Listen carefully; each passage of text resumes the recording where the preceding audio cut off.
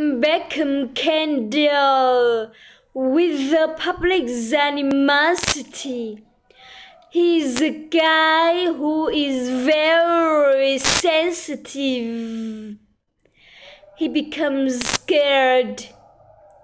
He feels this is a dire situation.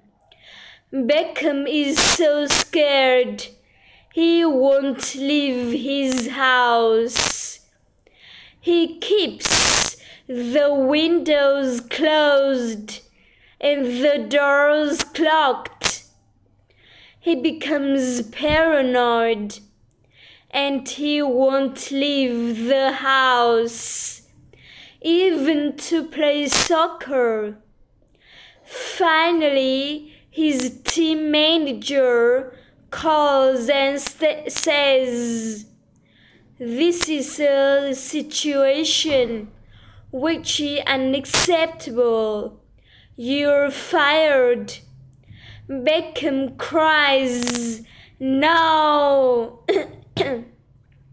He has no job and nobody can stand him.